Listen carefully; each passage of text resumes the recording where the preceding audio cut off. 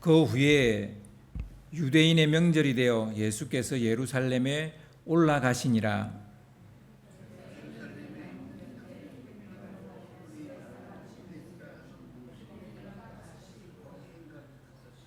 그 안에 많은 병자, 맹인, 다리 저는 사람, 혈기 마른 사람들이 누워 물의 움직임을 기다리니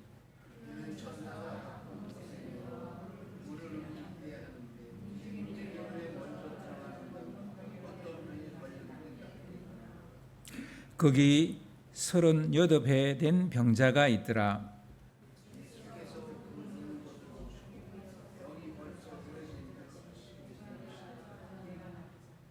병자가 대답하되 주여 물이 움직일 때에 나를 못에 넣어주는 사람이 없어 내가 가는 동안에 다른 사람이 먼저 내려가나이다.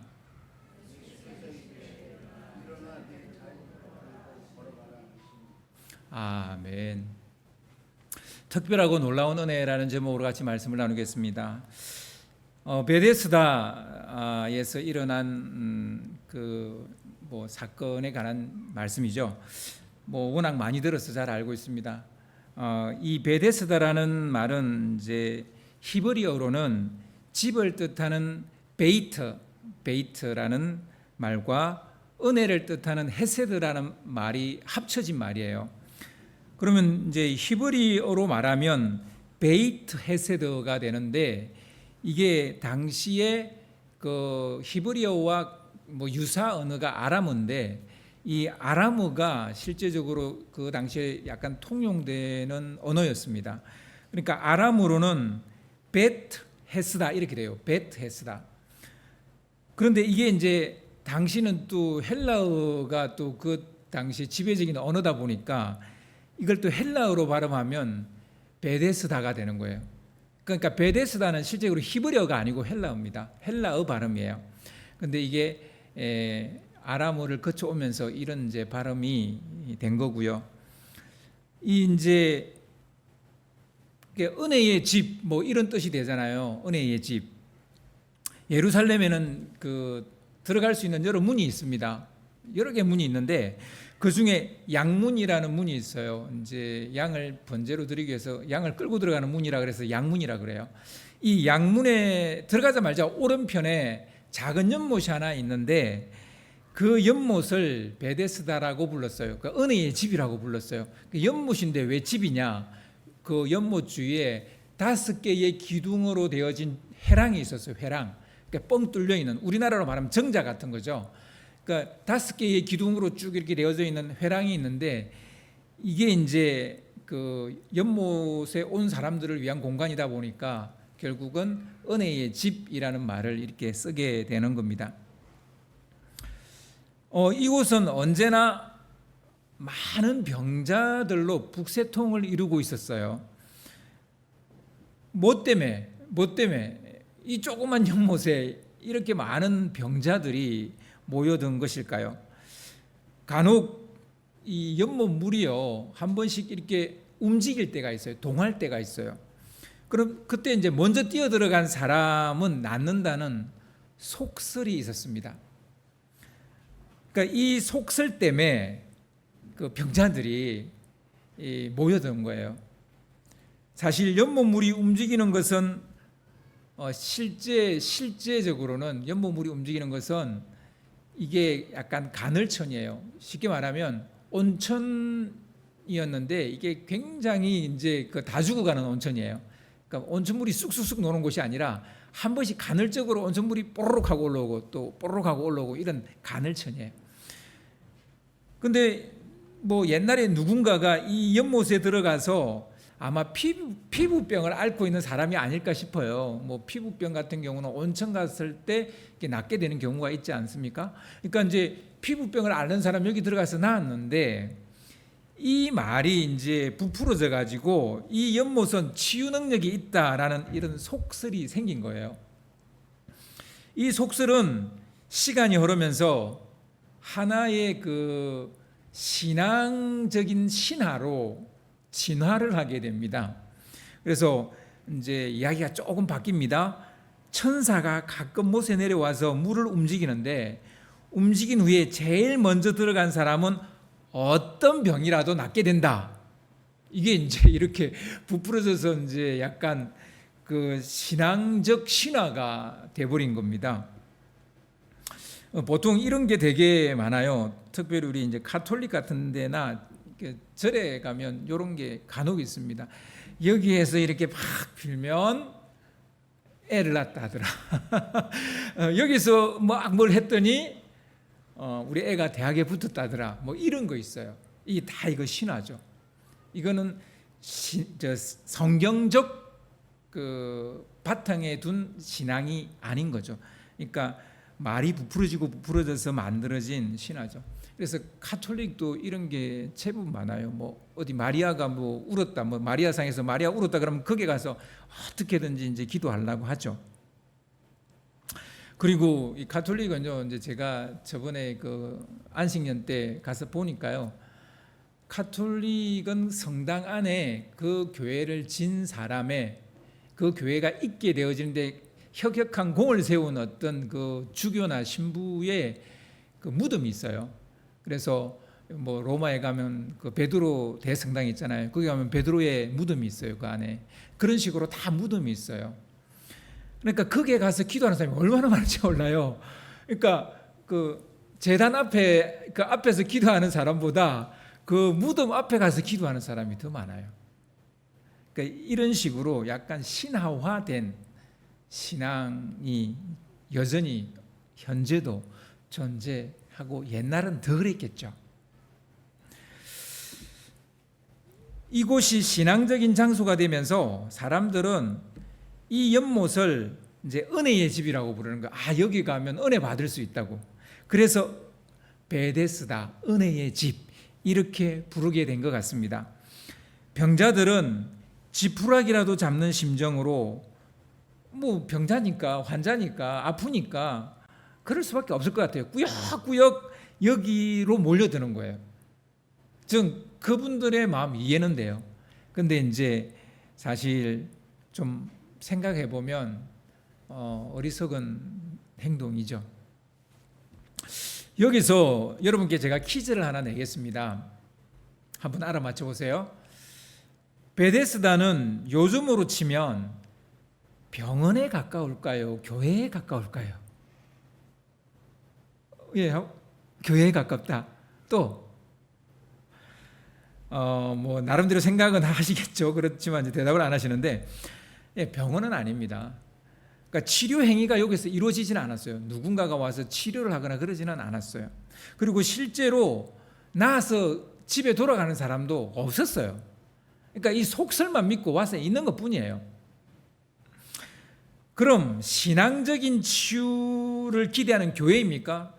많은 분들이 교회 와서 기도해서 병이 나았다 이런 분들이 있잖아요. 그냥 그런 분들이 있잖아요. 그죠? 그러니까 그런 어떤 신앙적 치유를 기대하는 교회였을까요?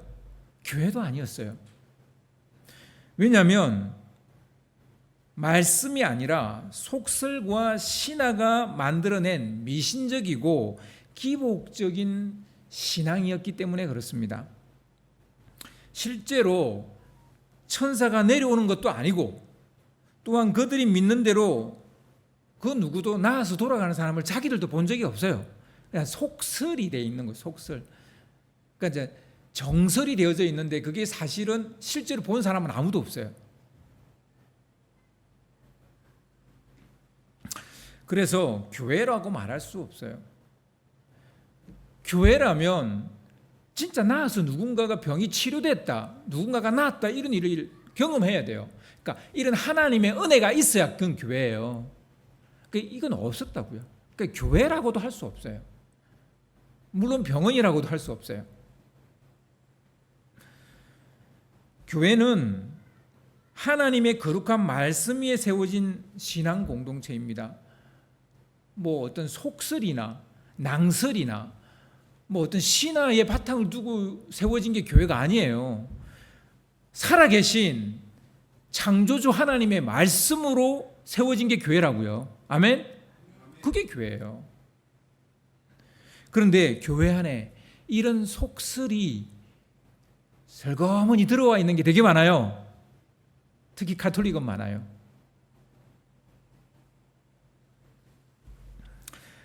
교회는 매일 매순간 하나님의 은혜를 경험하는 사람들의 모임입니다.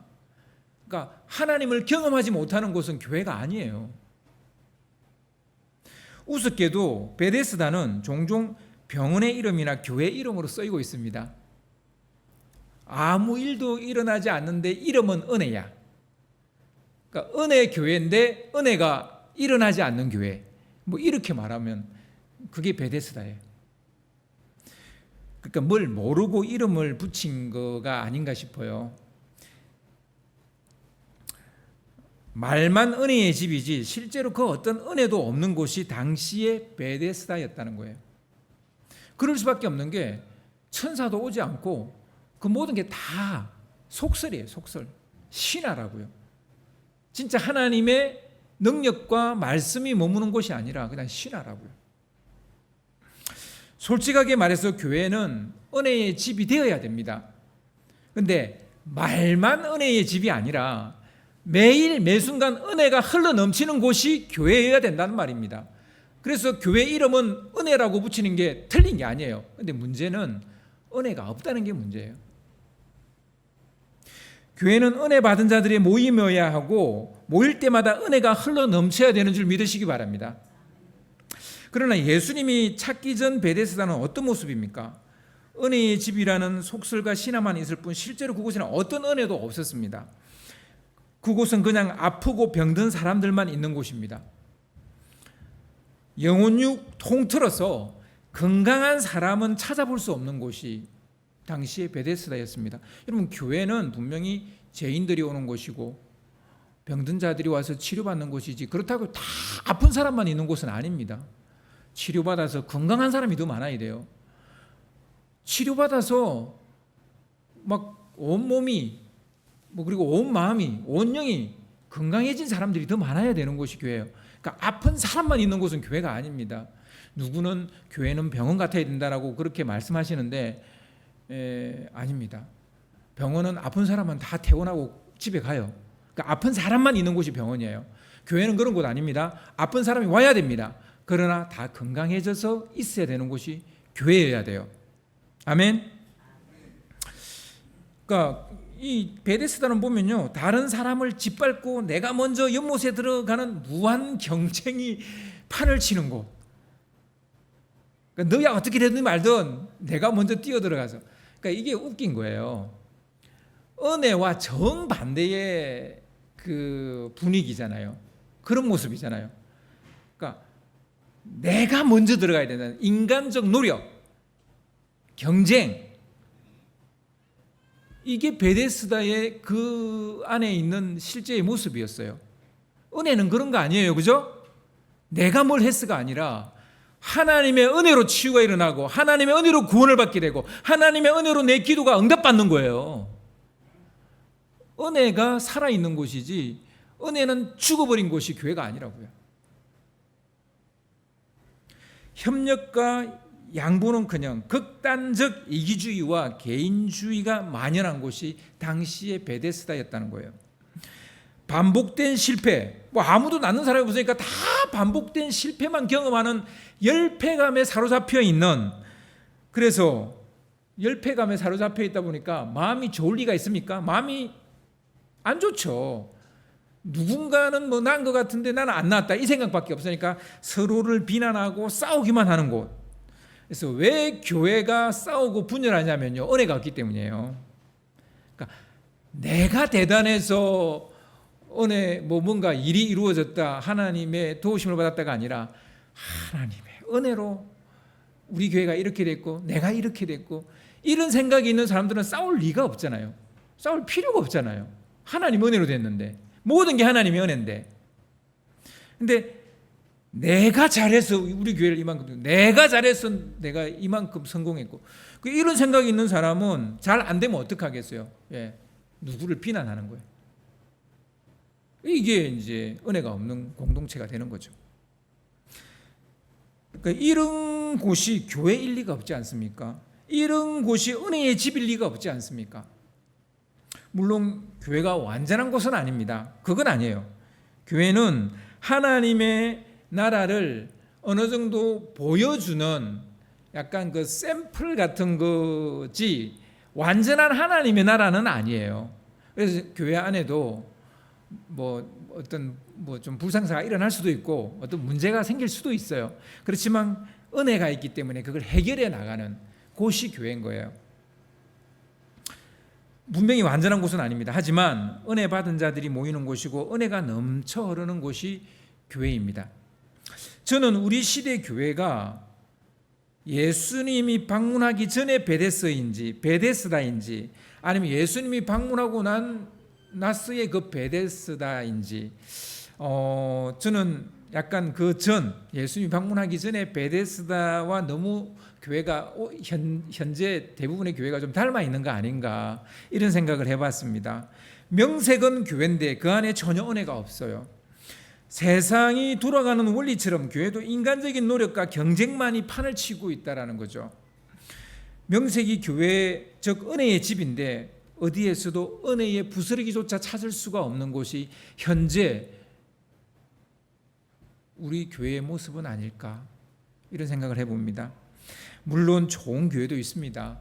그러나 제가 이렇게 말하는 것은 어느 순간 은혜가 없는 곳이 될 수 있기 때문에 우리가 경각심을 가지고 이 말씀을 받아야 되기 때문에 제가 좀 더 이렇게 이야기하는 겁니다. 교회가 원래의 모습과 능력을 상실해버린 거예요. 은혜가 유명무실해진 거예요. 은혜가 유명무실해진 교회는 교회가 아닙니다. 그냥 하나님 이름을 빙자한 사람들의 모임일 뿐이에요. 은혜도 없고 믿음도 없고 말씀도 없고 기도도 없고 역사도 없고 오무교회. 요즘 현대교회를 오무교회라 해가지고 책을 냈는데 이런 오무는 아니고 다른 오무를 이야기하는데 아무튼 제가 볼 땐 이 5가지가 없는 게 현재 우리 교회의 모습은 아닐까 이런 생각을 해봅니다. 교회가 교회다워지려면 다시 은혜가 넘치는 집으로 만들어야 될 줄 믿으시기 바랍니다. 교회가 세상을 고치고 변화시키는 주체가 되려면 잃어버린 은혜의 능력을 되찾아야 합니다. 요즘 제가 진짜 정말 쇼킹한 걸 제가 지금 보고 있어요. 아마 여러분도 알고 있을 거예요. 교회가 해야 될 일들을 요즘 영화가 하고 K-팝이 하고 있습니다. K 영화가 하고 있고 K 노래가 하고 있어요. 막 K-팝을 부르면서 치유가 일어나고 막 마음에 문제가 해결됐다 그러고 막 아이들이 그 안에서 희망을 찾고 꿈을 꾸고 막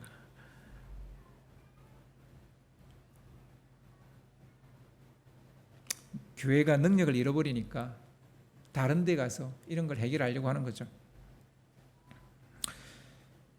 예수님은 무슨 연유로 이런 베데스다를 찾아갔을까요? 은혜가 없는 은혜의 집을 왜 찾아갔을까요? 은혜가 없는 은혜의 집을 누가 봐도 그 의도가 너무 선명하지 않습니까? 은혜의 집에 은혜가 없으니 예수님이 찾아간 거예요. 그래서 제가 많은 곳에 은혜가 있다는 말이 틀린 말이 아니죠. 가서 은혜가 무엇인지 말해주려는 것이 아닐까요? 은혜로 산다는 것이 무엇인지 보여주려고 하신 게 아닐까요? 일종의 약간 개혁적 의지를 가지고 이건 더 이상 은혜의 집이 아니니까 간판만 은혜의 집이니까 그것을 좀 이렇게 개혁해 보겠다는 그 개혁의 의지로 그게 가신 게 아닐까요? 당시 성전에서 제사를 지내지만 하나님을 경외하는 심령을 찾아볼 수 없었듯이 베데스다에서 은혜를 구하지만 은혜를 찾아볼 수 없었기 때문에 그곳을 바꾸려고 찾아간 게 아닐까요? 예수님이 성전을 찾아간 이유도 마찬가지입니다.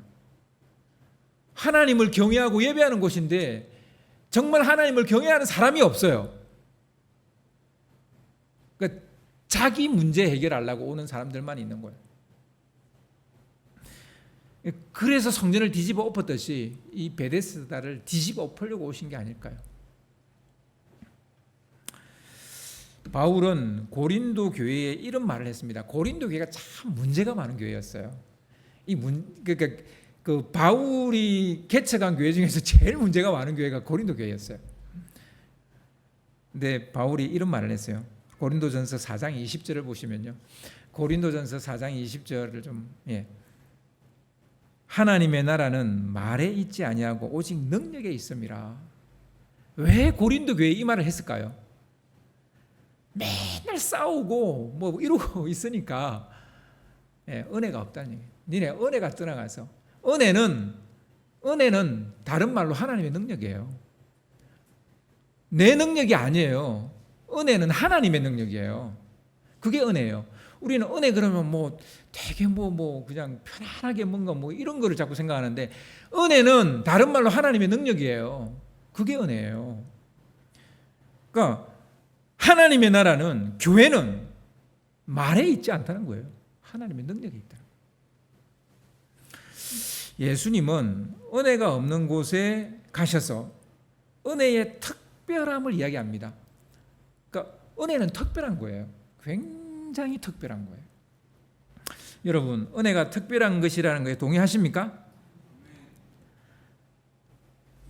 은혜는 값없이 받는 선물이라 그런 건지 특별하지 않은 것으로 여기기 시작해요. 그냥 당연히 하나님이 주시는 거, 다 주시는데 나도 주신 거, 그럼 특별하지 않잖아요. 특별하다는 건 뭐예요? 나에게만 준 거잖아요. 값없이 얻었다고 해서 그것이 특별하지 않은 것은 아닙니다.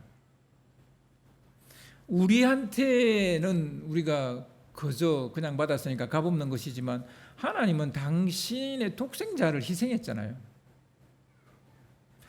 예수님이 베데스다를 찾았을 때 그곳에는 수많은 병자들이 진을 치고 있었습니다. 그런데 참 이상한 게요. 예수님은 딱 한 사람만 치료하셨어요. 왜 그랬을까요? 예수님 이런 분이 아니시잖아요. 뭐 우리 복음서를 보시면 진짜 밥 먹을 겨를도 없이 병자들을 치유하세요. 밀려오는 병자들을 다 치유해 주십니다. 그런데 베데스다에는 병자들만 모여 있는 곳인데 여기를 찾아가셔서 딱 한 사람만 치료했다니까요. 너무 이상하지 않아요? 분명한 의도가 있다는, 메시지가 있다는 거죠.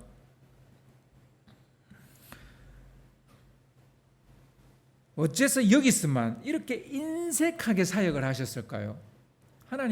주님은 예수님은 인색한 분이 아니신데 분명히 특별한 의도가 있지 않고서야 이렇게 하실 양반이 아닌 거죠. 왜 그랬을까요? 곰곰이 제가 많이 생각해 봤는데요. 예수님께서 은혜가 얼마나 특별한 것인지를 보여주려고 이렇게 하신 것이 아닐까 싶습니다. 딱 한 사람만 치유해 주심으로 은혜는 특별한 거다. 이걸 말하려고 하신 게 아닌가 싶어요. 우리는 은혜를 너무나도 당연한 것이라고 생각합니다. 예수님이 38년 된 병자를 선택한 것은 그가 믿음이 좋아서 선택했습니까? 아니에요. 그는 어떤 믿음도 보이지 않았어요. 그가 예수님을 구주로 알아봤습니까? 예수님 보자마자 당신은 그리스도시군요, 메시아시군요 그랬습니까? 아니요. 못 알아봤어요. 예수님이 그를 치료하신 것은 그가 거기에 있는 사람들 중에서 제일 못났기 때문이에요. 제일 못나. 38년 동안 여기 왔는데 아직도 나오고 있는 사람이에요. 그러니까 미련하기 짝이 없는 사람이죠. 저 같으면 한 4-5번 나갔다가 안 고쳐지면 그냥 안 갈 것 같아요. 근데 이 사람이 얼마나 미련하냐면 38년 동안 나오는 거예요. 미련하기 짝이 없는 사람이죠. 그의 병이 오래되었다는 이유만으로 주님이 그를 치료했어요. 38년 된 병자에게서 그 어떤 특별함도 찾아볼 수가 없어요. 그렇습니다. 이 오래된 병자가 특별한 게 아니에요. 이 사람을 선택한 예수님이 특별한 거예요. 예수님의 치료하심이 특별한 것입니다. 사실 너나 할 것 없이 우리는 다 거기서 거기잖아요. 특별할 게 없는 게 저입니다. 그런 존재예요. 우리는 특별한 것이 아니라 하나님의 은혜가 특별한 겁니다. 근데 우리는 어떻게 생각해요? 이 세상의 모든 그 자기 개발서는 뭐라고 말합니까? 너는 특별해 라고 말합니다. 너는 특별해. 천상천하 유아독존을 이야기합니다. 근데 그러다 보니 어떻게 됐어요? 나는 특별한데 예수님은 특별하지 않아요. 나는 특별한데 예수님의 은혜는 특별하지 않아요. 나만 특별한 거예요. 나만 특별한 거예요. 나만.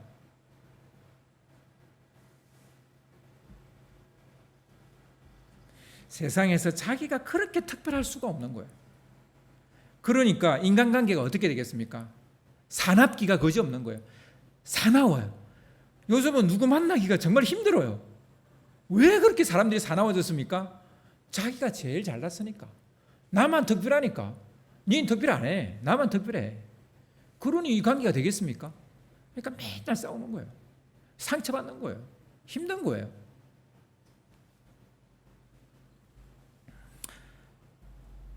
그리고 하나님의 은혜는 당연한 것을 생각해요. 보편적인 거라고 생각해요.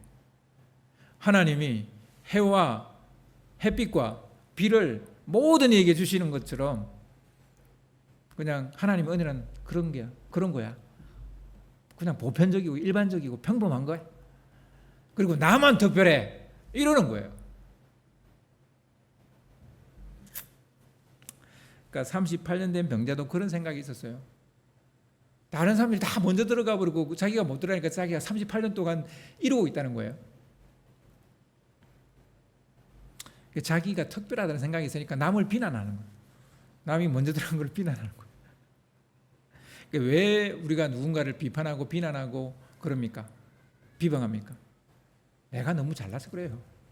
잘났다고 생각하기 때문에 그래요.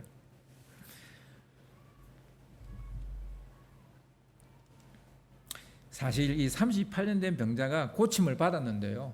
근데 자기를 고쳐준 자가 누군지도 몰라요. 요한복음 5장 12절 13절을 보시면요. 좀 띄워주세요.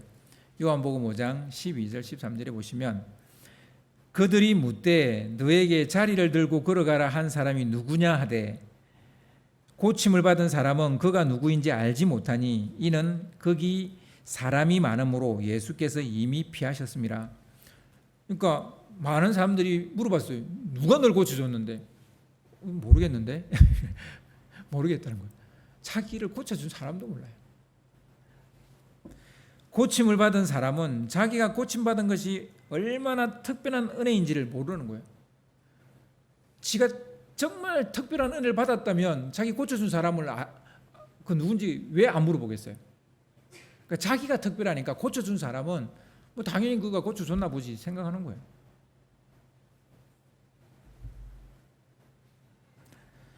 자기를 치료하신 분이 얼마나 특별한 분인지 모르기 때문에 이런 현상이 일어나는 거예요. 그러니까 예수님 믿었어요. 교회도 나와요. 그런데 늘 시들시들해. 신앙이 식어 있어. 왜 그럴까요? 자기는 특별하고 하나님의 은혜는 특별하지 않기 때문이에요. 그러니까 그렇게 되는 거예요. 이런 태도가 은혜의 집을 은혜 없는 곳으로 만들어버리는 겁니다. 이런 그리스도인들이 모인 교회는 은혜 없는 교회가 되는 거예요. 분명 우리는 은혜를 받은 자들입니다. 그래서 은혜로 살아야 됩니다. 그런데 아무리 눈을 씻고 찾아보아도 처음에 예수 믿을 때 그 은혜를 다시는 누리지 못하는 거예요. 그런 것을 누리고 사는 사람을 찾아보기가 너무 어려워진 거예요. 더 이상 치유도 일어나지 않아요. 하나님의 특별한 도우심도 경험하지 못해요. 기도 응답도 받지 못해요. 그리고 누구를 용서하지도 못해요. 죄와 싸워서 이기지도 못해요. 승리하는 삶을 살지도 못해요. 전혀 은혜 없는 열패감에 사로잡혀 살아가는 그리스도인이 너무 많은 거예요. 이게 바로 베데스다입니다. 여전히 은혜 없이 치열하게 경쟁하며 자기 분투만 하고 살아가는 거예요. 은혜로 뭔가 도움을 받아야 되는데 여전히 자기 힘으로 이 세상에서 내가 모든 것을 이루어 갈 거야. 내 꿈을 이루어 갈 거야. 이러고 살아가고 있는 거예요. 뭐 예수님은 뭐 끄다 둔 보리자리도 아니고 뭡니까 도대체? 우리가 하나님을 왜 믿어요? 이런 은혜를 하나님으로부터 경험하고 살려고 우리 하나님 믿는 거 아닙니까?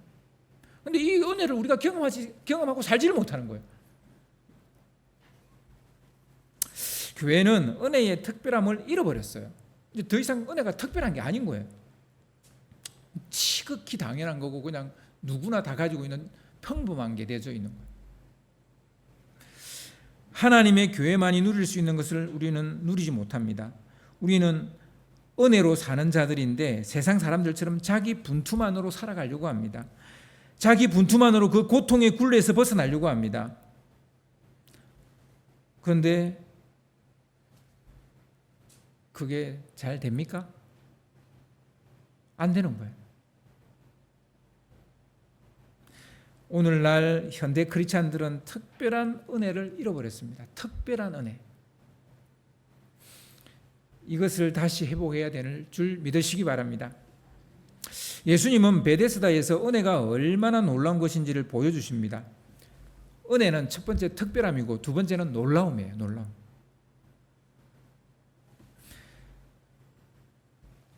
은혜는 거저 주시는 것이지만 그것은 불가능을 가능케 하는 거예요. 그게 은혜예요. 인간적으로는 도저히 되어질 수 없는 일이 되어지는 거예요. 그게 은혜라고요. 놀라운 하나님의 역사입니다. 38년 된 병자는 누워 지낸 지가 38년입니다. 날로 계산을 하면요, 그는 13,870일을 그렇게 누워 있었어요. 한 번도 스스로 일어선 적이 없고, 그래서 연못도 먼저 들어간 적이 없어요. 그 사람은 그런 사람인데 단번에 일어서서 자기 자리를 들고 집으로 돌아갔어요. 인간적으로 일어날 수 없는 일이에요. 근데 이게 일어났다고요. 이게 은혜라고요. 이게 놀라움이라고요. 누가 봐도 놀라운 일이죠. 이게 얼마나 놀라운 은혜입니까? 근데 우리는 이 놀라운 은혜를 얼마나 경험하고 사느냐는 거예요. 사실 우리가 구원받은 이보다 받았던 것보다 구원받은 이후에 더 놀라운 것을 경험해야 되는데 그거로 끝나버리는 거예요. 사실 우리가 구원받기 전에는 죽음과 지옥은 따놓은 당상이잖아요. 이미 정해진 우리의 운명이었다고요. 아무도 바꿀 수 없는 죽음과 지옥은 우리의 운명이었다고요. 그걸 단 한 번의 희생제사로 예수님이 우리 운명을 바꾸셨어요. 이미 죽었던 우리를 생명으로 옮기셨습니다. 은혜는 이런 거예요. 불가능을 가능케 하는 놀라운 하나님의 역사. 하나님만이 하실 수 있는 일이에요. 그게 은혜예요. 그 누구도 할 수 없는 일을 예수님이 하신 거예요. 그 은혜를 우리가 받았다고요. 그리고 그 이후로도 계속 이런 은혜는 우리가 누릴 수 있다고요. 교회는 이런 은혜가 넘치는 곳이어야 됩니다. 사람으로서는 할 수 없는 일들이 일어나는 곳이 교회여야 됩니다. 사람들이 다 하는 일이 교회에서도 일어난다. 그건 교회가 아니죠. 그냥 세상 모임하고 다를 바가 없는 거죠. 치료의 역사가 일어나는 곳입니다. 기도의 응답이 일어나는 곳입니다. 구원하시는 하나님의 역사가 매주일 일어나는 것이 교회입니다. 죄와 싸워 이길 힘을 얻는 곳이고 세상이 감당할 수 없는 꿈을 꾸고 비전을 품는 곳이 교회입니다. 불가능을 가능케 하는 것이 바로 그런 곳이 교회입니다. 하나님의 은혜가 얼마나 놀라운 것인지를 매일 매순간 경험하는 자들이 크리스찬들입니다. 그냥 은혜라는 말만 무성하고 아무 일도 일어나지 않는 곳, 그런 곳이 교회가 아니란 말입니다. 은혜라는 간판만 붙이고 있는 곳이 아니란 말입니다. 요즘 조금 전에도 제가 이야기했지만 한류가 정말 전 세계를 강타하고 있습니다. K-팝, K-드라마, K-영화, K-푸드, K-뷰티, K-정치까지, K-방산, 한글까지요. 저는 너무 이상해요. 좀 약간 겁도 나요. 불안해요. 우리나라가 왜 갑자기 왜 뭐 갑자기는 아니고 좀 뭐 서서히 됐긴 했지만 하여튼 지금 폭발적으로 대한민국이 전 세계의 주목을 받고 있는 것은 사실입니다. 그러니까 우리가 한국이라는 나라 안에 있다 보니까 좀 못 느끼는데 밖에 나가면 피부로 느낄 수 있다고 합니다. 최근에 이제 뭐 이런 한류에 의해서 만들어진 2개의 애니메이션 영화가 있습니다. 그러니까 한국인이 감독이 되어져서 만들어진 애니메이션이에요.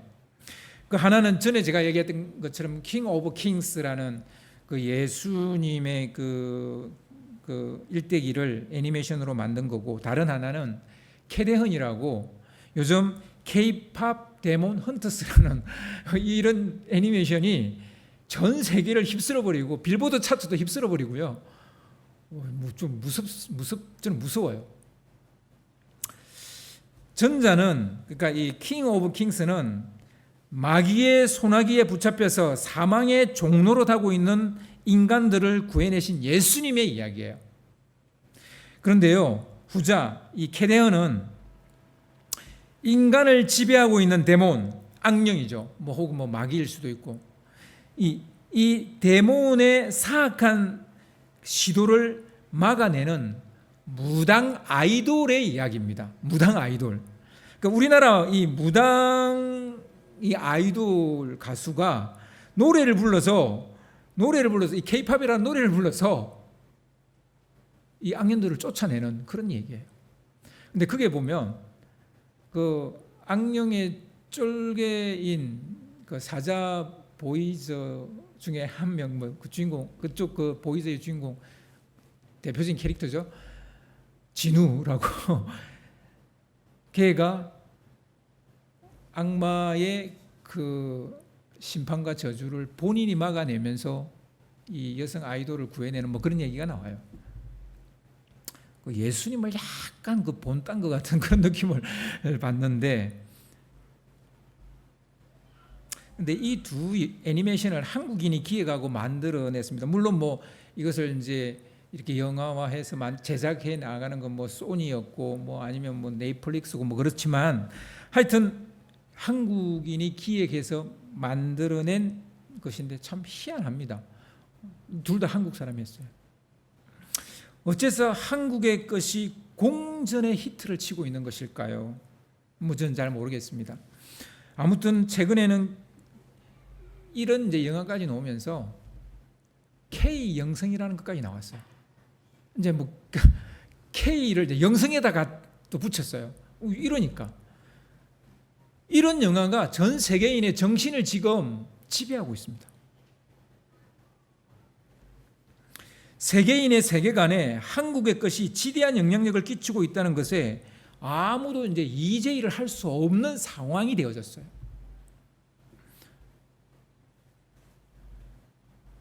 하지만 우리나라 무속신앙이 샤머니즘, 토테미즘, 애니미즘 이런 무속신앙이 전 세계인의 영성을 사로잡고 있다는 사실에 우리는 경각심을 가져야 돼요. 한글이 전 세계인이 사용하는 디지털 언어가 되는 건 뭐 괜찮은 일이겠지만 우리의 무속신앙, 샤머니즘, 토테미즘, 애니미즘 이런 것들이 우리의 무속신앙이 전 세계인의 정신세계를 지배하게 되면 어떻게 될까요? 제가 볼 때는 지금 어마어마하게 그들의 지금 정신세계를 지배하고 있습니다. 이미. 특별히 어린 세대들, 청년 세대들이 이것에 지금 지배를 받고 있습니다.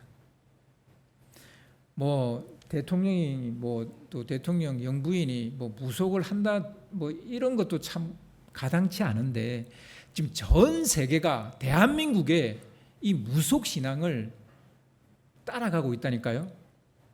그러니까 우리나라의 대통령만 그러고 있는 게 아니었고 전 세계가 그러고 있다니까요. 지금 우리는 여기에 경각심을 못 느끼죠. 근데 지금 느껴야 돼요.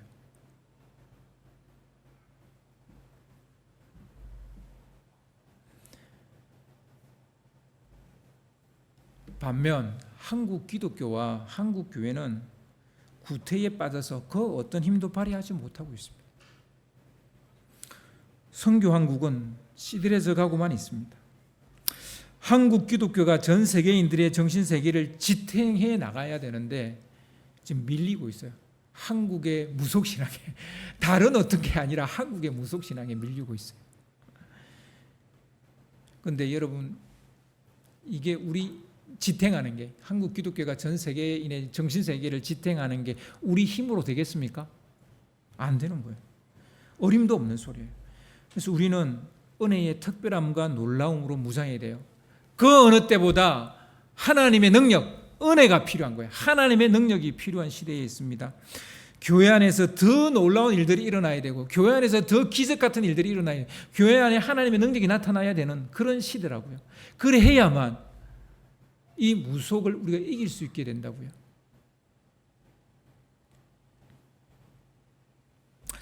오늘 말씀은 먼저 예루살렘을 클로즈업합니다.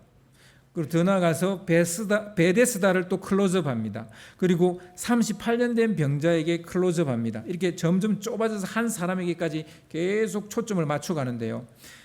오래된 종교의 중심지인 예루살렘에서, 오래된 속설과 신화가 감돌고 있는 베데스다에서, 오래된 병에 묶인 채 38년을 살아가고 있는 한 병자에게 예수님은 초점을 맞춰갑니다. 오늘 말씀은 오래된 것들을 깨고 나오는 것에 대한 이야기라고 할 수 있겠죠. 오래되면 빛이 바랍니다. 초심을 잃어버립니다. 건성건성해지게 됩니다. 아무리 오래되었어도 시들지 않고 초라해지지 않는 그런 연못이 되어야 되는데, 그런 은혜의 집이 되어야 되는데, 그런 교회가 되어야 되는데, 은혜도 시들시들 초라해져 버리고, 교회도 시들시들 초라해져 버리고, 아무 힘도 못 쓰는 그런 교회가 되어져 가고 있습니다. 이미 유럽 교회가 그 길을 먼저 걸어갔어요. 근데 우리도 지금 그 길을 걸어가고 있는 거예요. 주님은 이걸 개혁하고 싶은 거예요. 그래서 주님은 이 베데스다로 향하고 있는 거고, 그게 가신 거예요.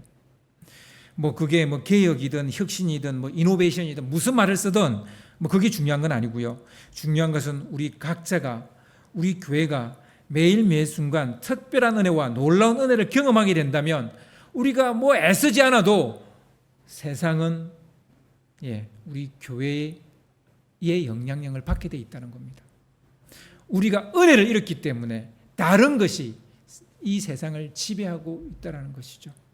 이 은혜가 세상을 바꾸는 힘이라는 걸 여러분, 우리가 꼭 믿고 은혜의 사람, 은혜로 사는 사람, 은혜에 충만한 사람, 은혜만 붙잡는 사람 되시기를 주님의 이름으로 축원합니다.